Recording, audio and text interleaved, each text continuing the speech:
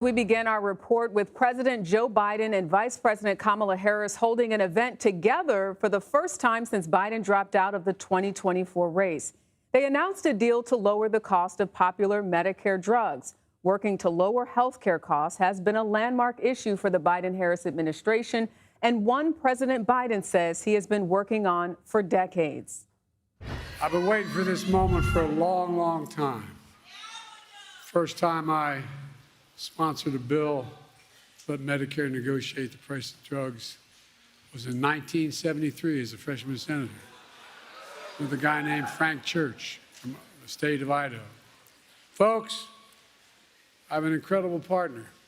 The progress we've made, she's going to make one hell of a president.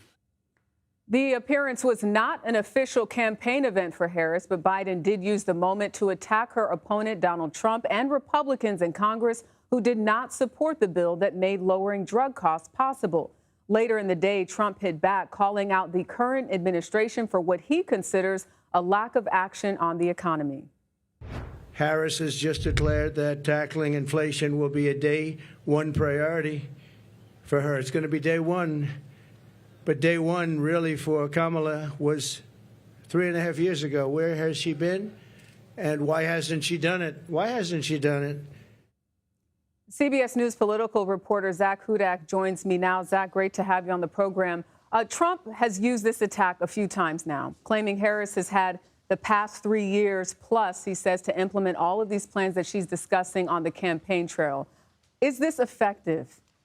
Jerika, I think that almost any attack that Republicans make on this administration regarding the economy or regarding economic plans is typically effective. That's what we hear time after time from voters. That is their top issue, is the price of things they have to buy. That being said, I think it's a tough argument for them to pin this on Harris because she has a pretty clear response, which is that I was working on all of these things in the background.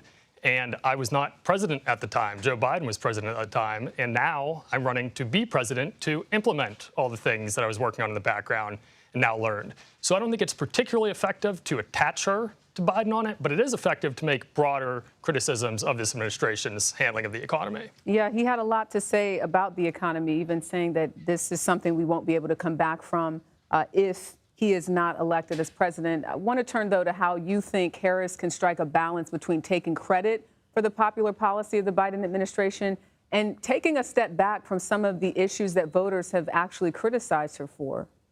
You know, Jerika, it's a really interesting tension that this White House and campaign have to reckon with, and that's that Joe Biden and his allies think that he did a very selfless thing by stepping aside, and they feel that that helps solidify his legacy. They still care tremendously about his legacy and want to give him credit for all the legislative victories that he's had.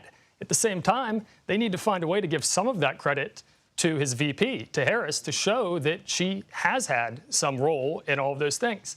What's particularly interesting, though, is that as they try to kind of double dip and give credit to both of them, we have the issue you and I were just talking about. There are some negative aspects in the eyes of Americans about this administration. So in order to give credit to Harris for the good from the Biden administration, they almost have to give a little bit of the credit for the bad. Yeah, and no administration is perfect. But what do you make of President Biden's attack at Trump today or Thursday? You know, do you expect that we'll see him take on more of a harsher tone now that Biden himself is not running a campaign?